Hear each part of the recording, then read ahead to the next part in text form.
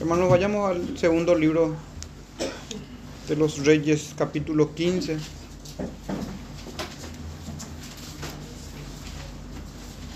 Versículos 13 al 15. De 13 al 15 dice así: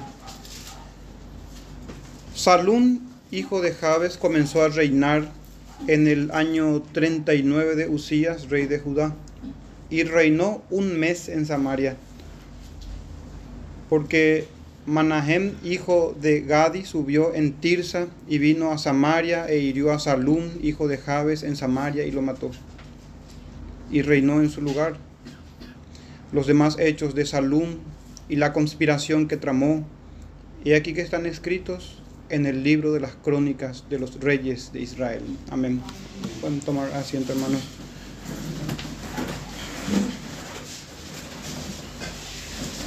El verso 16 vamos a dejar para el siguiente sermón.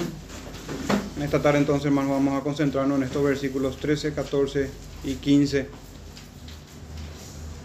Para la exposición quisiera de alguna manera invertir el orden de los versículos y quiero que primeramente tratemos o nos enfoquemos en el verso 15 a fin de ver el pecado de este rey. Primeramente su pecado y luego su retribución, y ese es el orden, hermanos, de la exposición: su pecado y su retribución. Su pecado tocante al verso 15, que habla expresamente el texto diciendo la conspiración que tramó, y la retribución en el verso 13 y 14. El título del sermón es, como venimos acostumbrando siempre, enunciar el nombre y luego algo distintivo de cada rey. En este caso, hermanos, Salum, el rey conspirador. Salum, el rey conspirador. Y antes de pasar, hermanos, a examinar o a meditar sobre el pecado característico de este rey, la pregunta que traigo a ustedes es, una vez más, ¿por qué es importante estudiar sobre los reyes? Ya habíamos meditado en otra oportunidad sobre esto. Y hermanos, ustedes sabrán por las Escrituras que los escogidos de Dios fueron en el pasado, son en el presente y serán también hasta el fin de los tiempos enseñados por Dios. Y esto no puede ser de otra manera. Los hijos del Señor serán enseñados siempre por el Señor. Y así como eso es cierto, así también es nuestra responsabilidad esforzarnos y procurar conocer más del Señor, conocer más de Él, de las sanas y santas palabras del Cristo.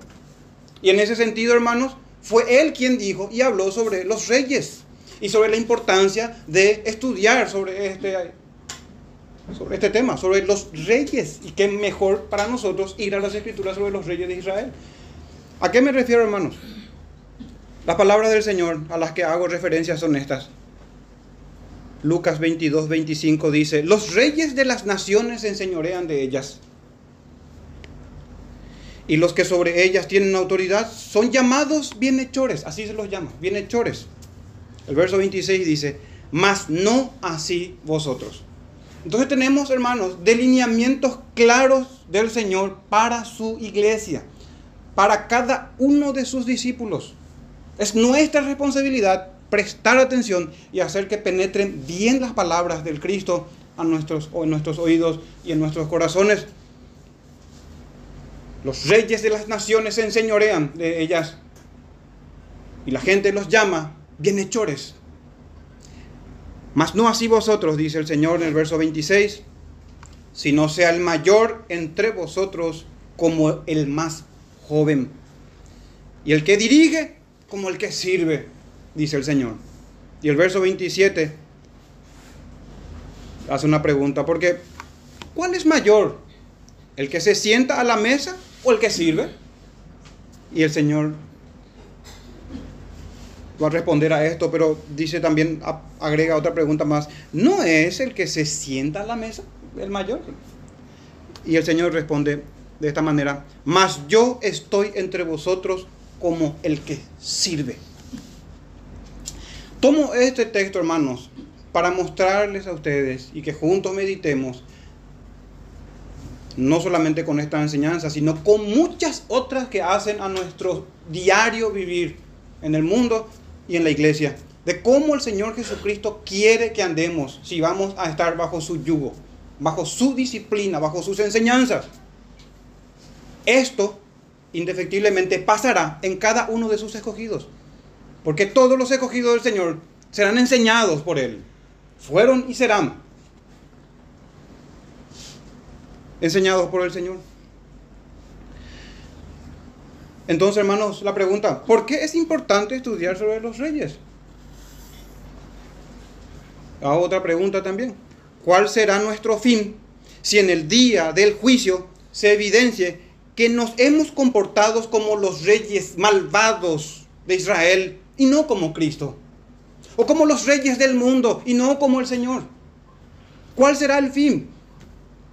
Porque escrito está cómo serán tratados.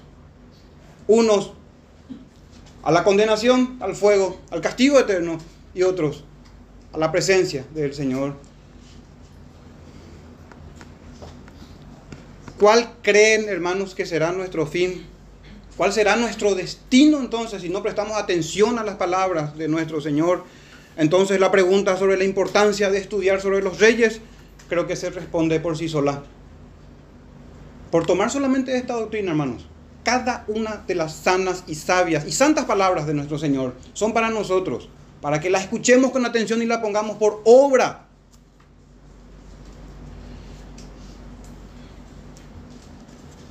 Debemos rogar al Señor, hermanos, que no derrame sobre nosotros espíritu de sueño.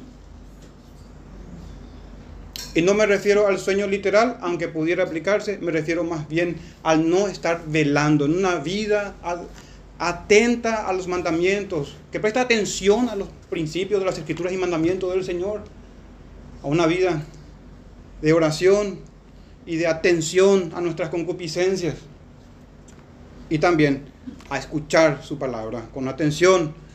Entonces, hermanos,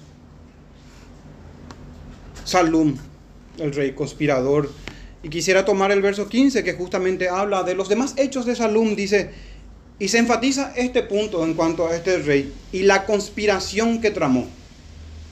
Habla de la conspiración. Recordemos que el verso 10 también, ya en el sermón anterior, tocante al reinado de Zacarías, justamente en el verso 10, dice que contra él fue que conspiró Salum, y lo hirió en presencia de su pueblo, y lo mató, y reinó en su lugar. Entonces hoy toca, hermanos, ver esto de la conspiración que tramó. De hecho, que difícilmente se pueda dar una conspiración que no se trama, que no se maquina. Y bueno, hermanos, ¿qué es una conspiración? Una conspiración justamente es una maquinación o una acción oculta, una acción secreta, generalmente, aunque no única o exclusivamente, pero generalmente en contra de un superior o de una autoridad. Entonces son maquinaciones en contra de la autoridad o en contra de un superior, son acciones ocultas en donde se procura hacerle algún daño o algún perjuicio.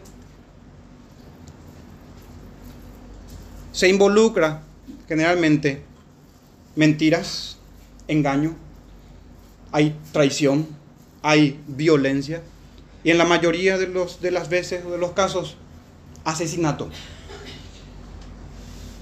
Así entonces, una conspiración puede ser motivada por codicias de poder, de posiciones, de prestigios, de fama, de querer hacerse un nombre. También, en el caso que nos corresponde hoy, de este rey de Salum, él había ascendido al trono de Israel por medio de la conspiración.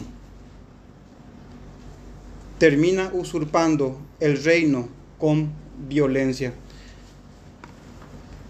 Pero en cuanto a sus pecados, hermanos, en cuanto a los pecados, quisiera que la conspiración nosotros la veamos como un medio, no como un pecado en sí mismo. Quiero, hermanos, que la conspiración, y creo que la conspiración debe ser vista como un medio que se utiliza, en este caso un medio utilizado para el asesinato del rey Zacarías. Y el asesinato a su vez como un medio para asirse del poder. Entonces, hermanos, quiero que veamos a la conspiración imaginándonos como un vehículo que transporta todo tipo de pecados. Son como los medios para llegar a un fin, y en este medio se involucra un sinfín de males. ¿Y cuáles podemos decir? ¿Cuáles son los pecados que se cometen en una conspiración? Por supuesto que los pecados dentro de una conspiración dependen del caso particular en cuestión que uno va a examinar. Hoy tenemos el de Salún y vamos a ver en breve eso. No obstante, en una conspiración frecuentemente hay codicias, mentiras que se dan en torno al engaño, a la manipulación. Hay daños o perjuicios, pueden ser del patrimonio o de la salud del otro. Dijimos también que hay asesinato, hay adulterio también en ocasiones, fornicación en otras. Si en la conspiración se involucra el nombre de Dios, si se quebranta el día de reposo, si se realiza en devoción o en servicio a dioses ajenos, entonces se comete también pecados de idolatría, además de los pecados en contra del prójimo. Pero hermanos, todo eso está dentro de la conspiración que uno trama. Para llegar a un fin, ejecuta y lleva a cabo una multitud de pecados. Una multitud de pecados. Así entonces, en una conspiración se pudieran quebrantar todos los mandamientos del Señor, los que son en relación con Dios y también con el prójimo. Pero como les dije, hermanos, la conspiración es nada más el medio.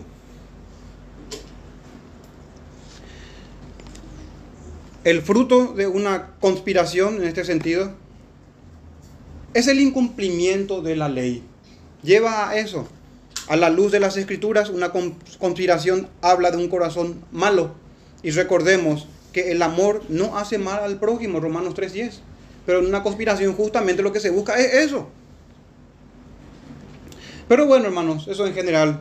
¿Cuáles son los pecados de Salum en su conspiración contra el rey Zacarías? El pecado de Salum, del rey Salum, inicia en su corazón, en su maquinación o estratagema, ya que Salum planeó el asesinato de Zacarías. Su astucia no fue buena, y sin duda el que pesa los corazones halló maldad en su corazón. Allí se inició en un corazón codicioso, deseoso del poder. El engaño o la mentira es esencial en una conspiración. Toda conspiración trae esto.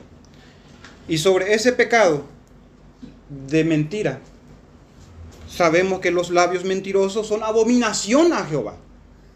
Proverbios 12:22. Entonces, hermanos, la conspiración como un medio para llegar a un fin, pero que penosamente involucra pecados detestables para el Señor, en el caso de Salum, mentira, tramando, maquinando, hermanos, en busca del poder y motivado por una ambición egoísta, terminó asesinando a su hermano, revelándose al mismo tiempo a la autoridad establecida por Dios. Varios mandamientos, hermanos, desde el quinto, las autoridades, hubo asesinato, mentira, codicia, etc.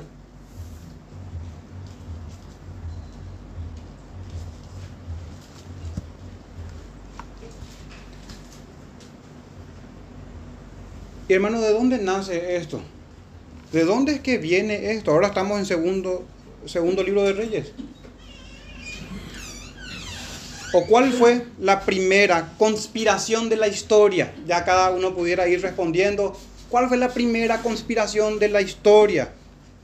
Tengamos en cuenta lo que dijimos hace rato. que en una conspiración, hermanos, hay una acción oculta, hay una maquinación, hay acciones en secreto, generalmente son en contra de la autoridad, y se procura un daño, involucra traición, mentira, engaño, violencia, asesinato. Sin duda alguna, la primera conspiración es la que llevó a cabo la serpiente antigua en contra de nuestro padre Adán y en contra de Dios.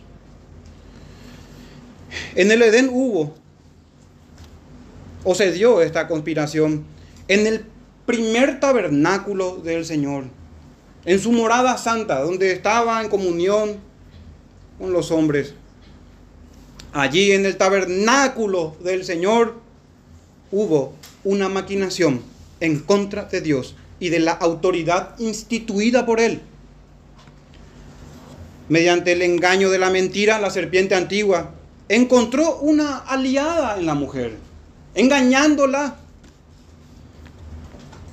Penosamente, ya esa primera conspiración terminó en el asesinato por parte de la serpiente y en la maldición por el justo juicio de Dios. En esa primera conspiración, entonces, actuó la serpiente antigua. Recordemos que él es el asesino y el padre de mentira por naturaleza. El mismo Señor dice de él que ha sido homicida desde el principio. Y no ha permanecido en la verdad. Estos elementos de mentira, de engaño, de astucia malvada, hermanos, desde el principio. Esas maquinaciones y estratagemas de Satanás, hermanos, llevándose a cabo en la historia. Así que vamos a ser ingenuos y pensamos que ya es distinto ahora. Más bien debemos ser conscientes de eso y procurar ver la conspiración del Señor, la conspiración de la serpiente antigua en contra del Señor y de su iglesia. Pero el Señor mismo dijo de él: ha sido homicida desde el principio y no ha permanecido en la verdad, porque no hay verdad en él. Y cuando habla mentira, de suyo habla, de su naturaleza misma, porque es mentiroso y padre de mentira. Juan 8:44. Rastreando este pecado del rey Zacarías, del rey Salum, y yendo, hermanos, hasta el principio, vamos al libro de los inicios, al libro de Génesis. Pero como todas las cosas, sean buenas o malas, que se iniciaron en el principio, la conspiración y sus muchos pecados que involucran, hermanos, no quedaron ahí. El padre de los estratagemas, o de las estratagemas de mentira y homicidio, tuvo a su primer hijo, a Caín, quien también conspiró en contra de su hermano. Con notable simulación lo engañó con su discurso mentiroso, invitando a su hermano Abel a salir juntos al campo. Y aconteció que estando ellos en el campo, Caín se levantó contra su hermano Abel y lo mató. Génesis 4:8.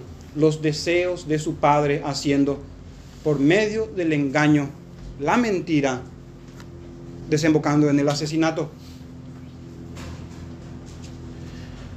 Tiempo nos faltaría para hablar de la conspiración a José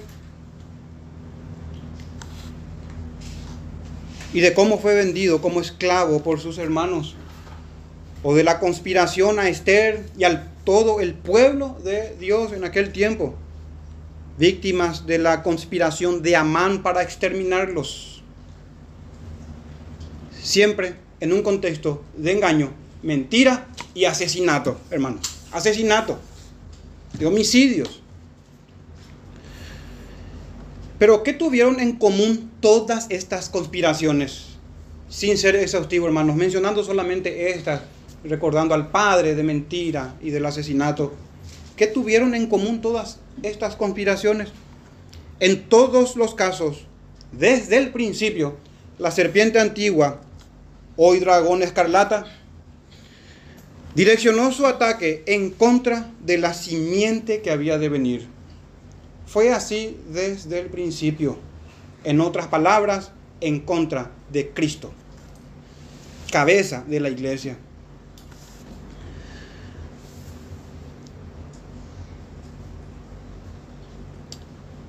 Una vez más, hermanos, transcurrido el tiempo, la serpiente antigua, obrando como siempre traición y rebelión por medio de sus hijos, que son sus instrumentos, y yendo en el tiempo, vuelve a ocurrir esta escena, pero ya con el mismísimo Señor, con el Cristo. Lucas 22, verso 1 al 6 dice: estaba cerca las fiestas de los panes sin levadura, que se llama la Pascua, y los principales sacerdotes y los escribas buscaban cómo matarle, porque temían al pueblo. Y entró Satanás en Judas. Otra vez, hermanos, la serpiente antigua. Entró, dice el texto, Satanás en Judas, por sobrenombre Iscariote, el cual era uno del número de los 12. Y este fue y habló con los principales sacerdotes y con los jefes de la guardia de cómo se lo entregaría. Esto es, hermanos, otra vez una conspiración, una maquinación, una acción secreta, malévola en contra del Cristo. Pensando cosas vanas en contra del ungido, del Señor. El verso 5 dice: ellos se alegraron y convinieron en darle dinero, y él se comprometió y buscaba una oportunidad para entregárselo a espaldas del pueblo. Así, hermanos, la serpiente antigua y todas estas conspiraciones de parte de ella, utilizando a sus hijos del diablo, tuvieron en común eso: yendo en contra de la simiente del Señor, yendo en contra del pueblo de Dios, que es la iglesia. Pero bueno, hermanos, nosotros ya sabemos qué pasó luego de este evento. El Cristo murió por nuestros pecados. Detrás de la conspiración del diablo y los demonios y hombres malvados estaba aquel que es sabio. Aquel omnisciente y sabio Dios, orquestando todo, dejando a los hombres en su malvada libertad, sin violentar, hermanos, las voluntades de los hombres, pero encaminándolo todo para fines santos, para el perdón de nuestros pecados. Ellos maquinaron el mal, pero el Señor lo estaba ordenando todo para bien, riéndose de ellos. Cristo, hermanos, ya está en el cielo ahora, y con nosotros y en nuestros corazones. Pero Él está, hermanos, sentado en su trono a la diestra del Padre. Pudiéramos decir nosotros: final feliz, las maquinaciones del diablo no tuvieron efecto. Pero, hermanos, ¿ha terminado la conspiración del diablo en contra de la simiente? ¿Será que ha terminado esto? De Apocalipsis capítulo 12, verso 17, sabemos que el dragón, lleno de ira contra la mujer, el día de hoy, hermanos, hace guerra contra la descendencia santa de Dios. El texto dice: los que guardan los mandamientos de Dios y tienen el testimonio de Jesucristo. Fue a hacer guerra, dice ese verso, en contra de la descendencia.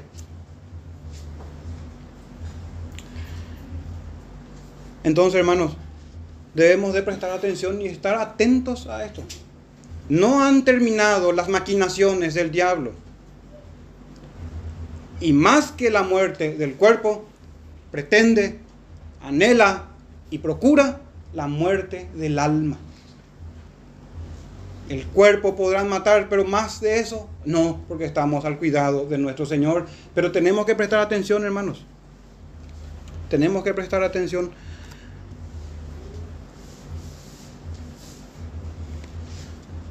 Ahora una pregunta, hermano: ¿acaso es pecado toda conspiración? ¿Recuerdan lo que decíamos, hermano, al principio? Lo que debemos ver a la conspiración en sí misma, la conspiración, como un vehículo o como un medio. para el pecado. En el sentido entonces de que la conspiración, o en la conspiración, se pretende hacer el mal, generalmente en contra de una autoridad o de un tercero. Así, toda conspiración es pecado cuando ésta va en contra de los mandamientos de Dios, cuando se quebrantan los principios de equidad o principios de justicia, principios de misericordia, cuando no se guarda o no se hace el bien a los demás, cuando no se guarda desde la dignidad hasta la vida misma de las personas. Cuando una conspiración tiene estos elementos, hermanos, estamos hablando de una conspiración pecaminosa. Entonces, ¿es pecado toda conspiración? Y la respuesta, hermanos, que les propongo es que no necesariamente, o depende, pudiéramos decir. El problema está en que la misma palabra conspiración ya presupone el mal. Y si es así, toda conspiración es pecado. Pero, hermanos, algunos hablan de una conspiración santa, otros de conspiración justa, que si buscamos sinónimos en palabras que capten la idea, podríamos hablar del acuerdo que hay en hijos de Dios para una rebelión justa a las autoridades. Por ejemplo, una conspiración, una rebelión santa, un acuerdo entre los hijos de Dios para no pecar en contra del Señor, en donde el temor a Dios es más que el temor a los hombres, al punto de que la omisión en ocasiones pudiera constituir pecado, de no hacerlo. Es así cuando hay una obligación entonces a desobedecer. ¿Y por qué no? En ponerse de acuerdo con otros y planear incluso una rebelión justa y santa para guardar la vida, para hacer el bien. Bueno, ¿cuáles son los ejemplos de las Escrituras en donde se dio o se dieron estos casos? ¿Y por qué, hermanos, examinamos esto dentro del lado del tema, pudiéramos decir, de la conspiración, para no caer en los pecados de Salum? Pero la omisión o la inacción en ocasiones no es una opción. Ejemplos de esto, hermanos, el caso de las parteras. Y leo rápidamente el texto y rescato, hermanos, una idea para compartir con ustedes.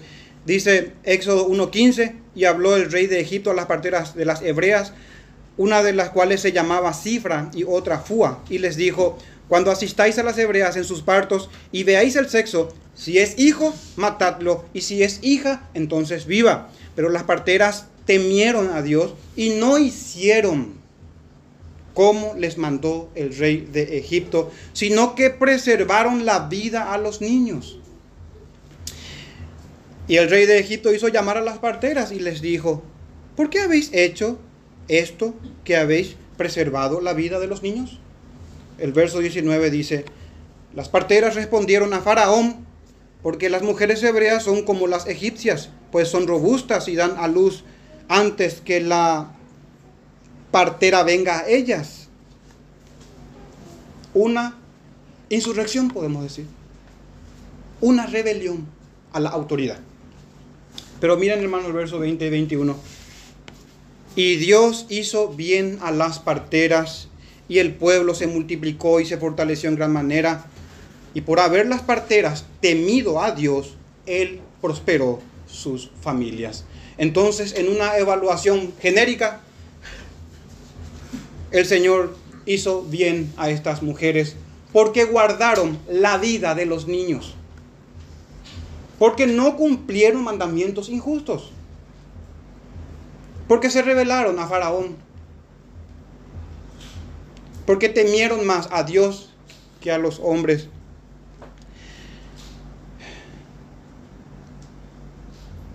Entonces, tenemos también el caso de Rahab. Recordarán, hermanos,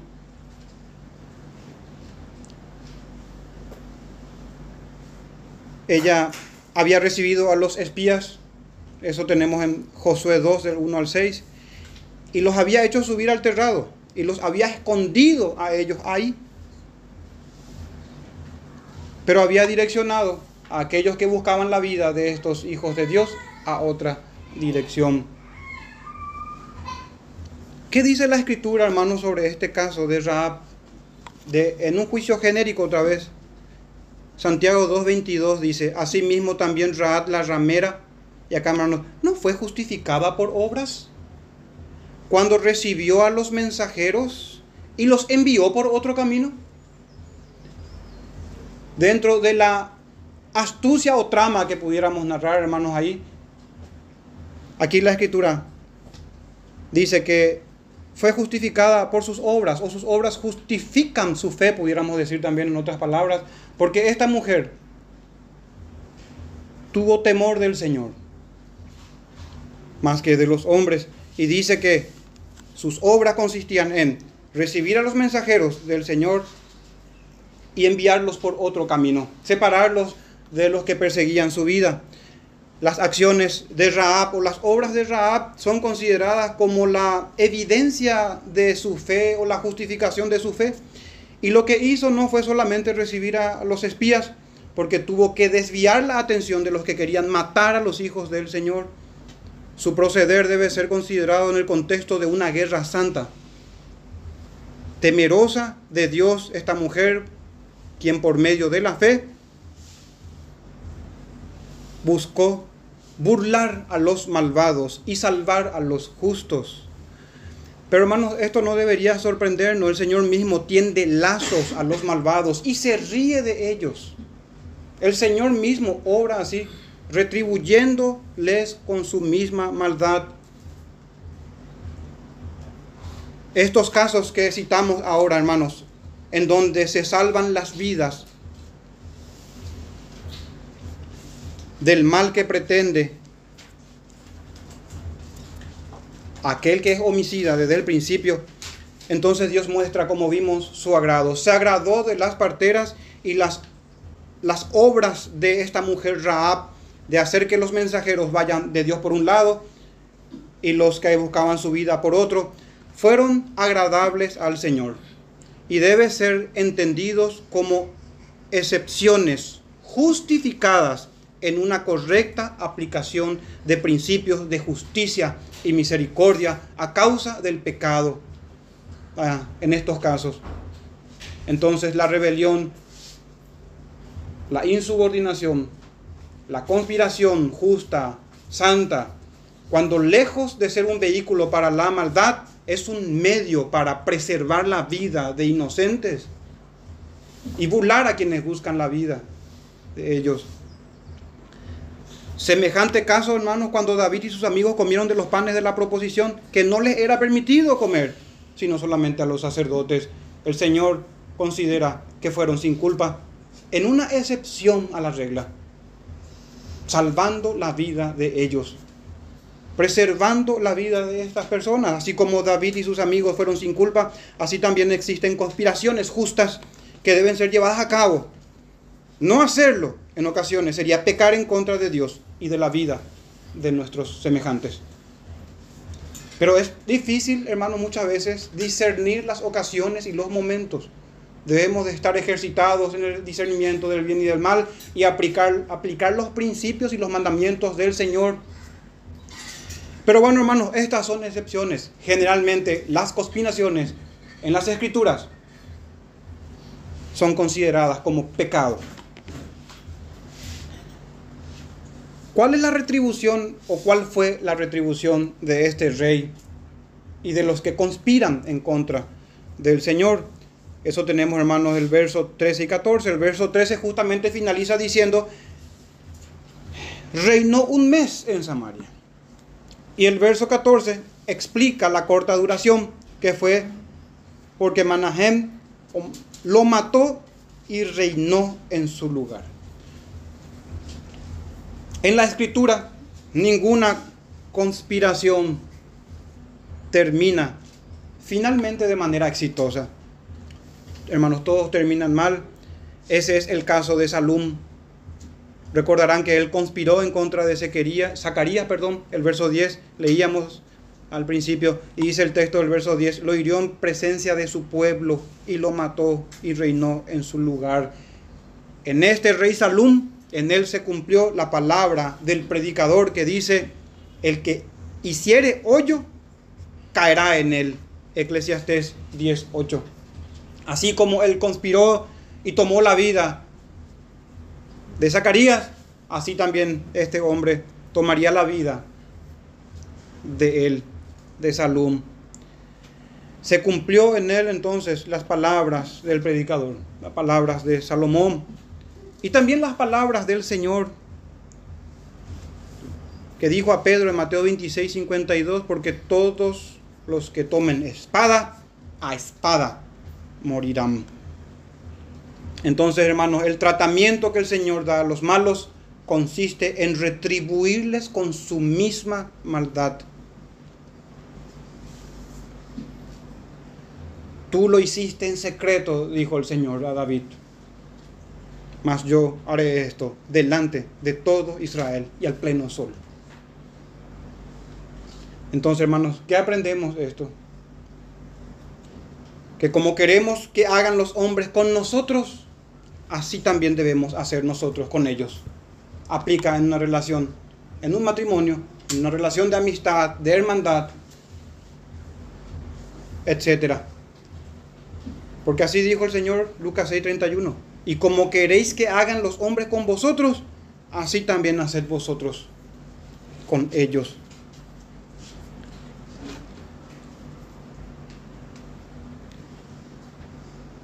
Reinó un mes, hermanos, este hombre.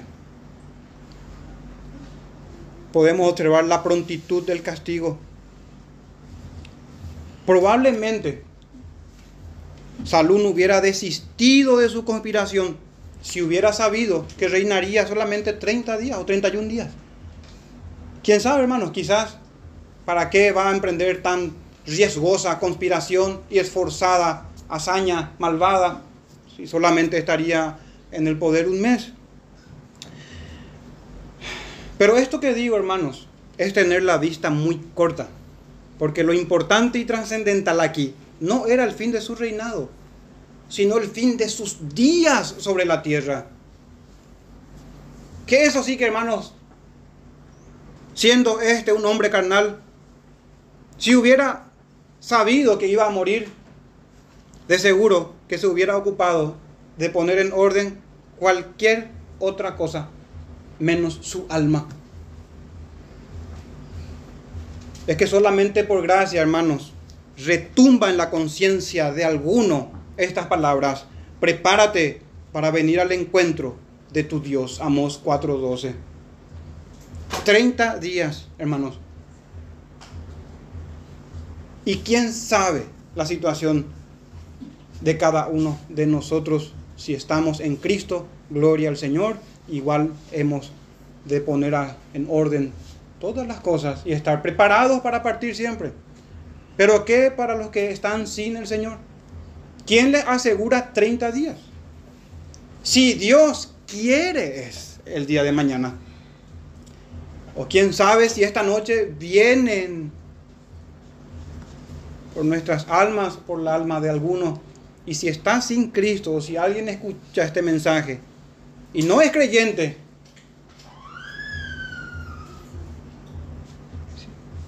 Dios quiera que no obre como este hombre, desatendiendo lo más importante, su alma. Y bueno, mucha gente escucha, para los no creyentes, dice el mensaje, pero todos se consideran creyentes, todos se consideran hijos de Dios. Entonces, para los que no adoran cada día del Señor con gratitud y adoración verdadera y en obediencia, y durante los días andando en arrepentimiento y en fe, leyendo cada día las Escrituras, velando y esperando por la visitación del Señor, los que no son creyentes, a eso me refiero entonces. ¿Qué pasará de ellos? De nuestros niños aquí.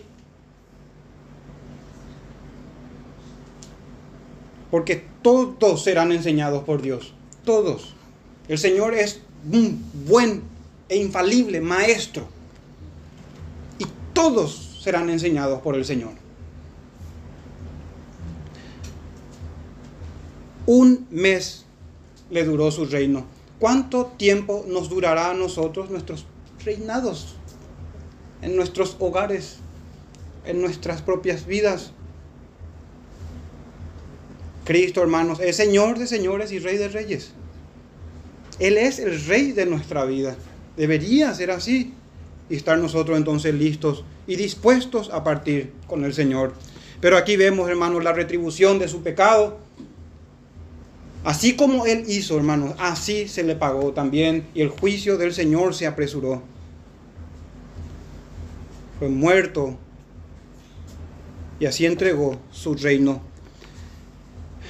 Pretender burlar y conspirar en contra del Señor es dar coces contra el aguijón. Finalmente el Señor se reirá de aquellos que conspiran en contra de su Cristo y de la iglesia, y de la fe, y de la verdad, y de la piedad. Y no tenemos que formar parte de eso, hermanos. Este fue el plan y el estratagema de la serpiente antigua desde el principio, persiguiendo a los que tienen el testimonio de Cristo. Los escogidos y fieles, dice las Escrituras, que siguen al Cordero a donde Él va, que toman su cruz cada día, dice la Escritura. Si ayer no tomamos, recuperemos rápido nuestra cruz. Si una semana estuvimos durmiendo espiritualmente, renovemos nuestros votos para con el Señor, pidiéndole a Él que nos haga aptos para el reino. Hermanos, porque el que no junta con el Señor, entonces conspira en su contra. Y no debemos tener parte de Satanás, sus demonios y el mundo, sino estar contra Ad, con las parteras, con los amigos de Daniel, con todos aquellos que se oponen de común consentimiento en contra del diablo. Con astucia y sagacidad hemos de movernos, hermanos.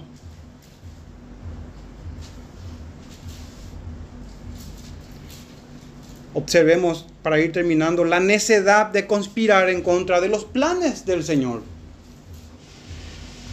El Salmo 2 dice: ¿por qué se amotinan las gentes?